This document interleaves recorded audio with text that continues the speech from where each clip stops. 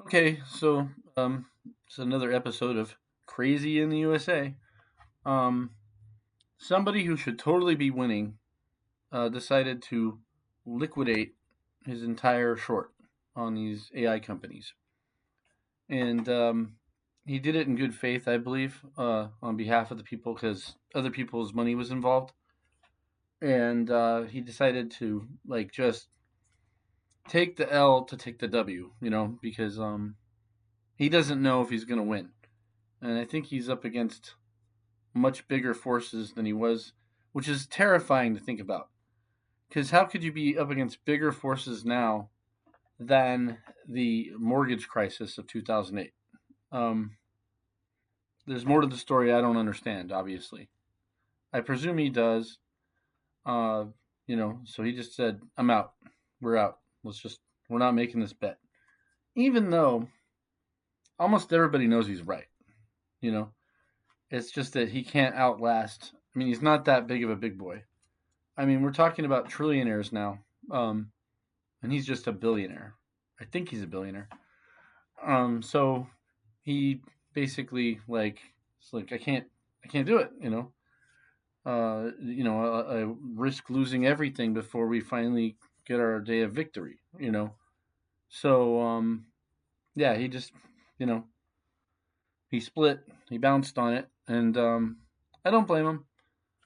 But I believe in his thesis 100% about the chips, everything about artificial intelligence is way overhyped. The stuff that I'm seeing, not only in the news and stuff, but people that I deal with, it's what they expect from it. It's pathetic. I mean, people are just they're asking AI to confirm their bias, and they just don't understand what it's good for and what it's not good for.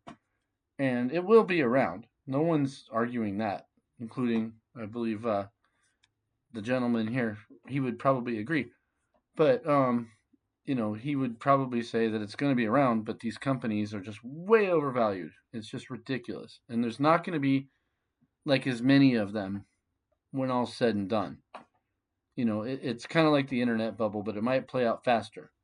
Unfortunately, there's just so much money at stake, and it's really crazy because these these companies are not even making money at all, but they supposedly the chips are lasting longer than he thinks. His thesis was the chips would only last like 2 or 3 years and then had to be replaced. Um, and then other people say it would be like 6 years before the chips have to be replaced. Maybe it's in the middle, and unfortunately, you can't hold a short. I mean, as they say, you can be right, but you can't outlast a bigger mob of irrational people. And we seem to have that in this country. A lot of irrational people. They're just not thinking straight. I don't know how to get a handle on it. I mean, just look who our president is, and look at you can just all these things, and look at all these stupid things. Where we're gonna bomb this country, we're gonna do this, we're gonna do that, and believe me, the AI stuff is involved in that, and that's probably why he backed out. That's my guess. Is that the government's gonna come in and spend their last dime? We don't have pennies anymore.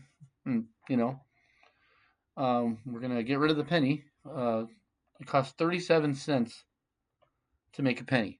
And who predicted that inflation? Oh, Michael Burry, the guy in this picture. Yeah, he did. So, yeah, I don't know. It's kind of a shame that he couldn't get his victory this time, but he got it last time, and I'm sure he'll do fine. And he probably did the right thing by just returning money to his investors and just saying, I don't think we have the firepower for this. So I don't want to blow all your money. Unlike the people running the government and everything else, they don't care.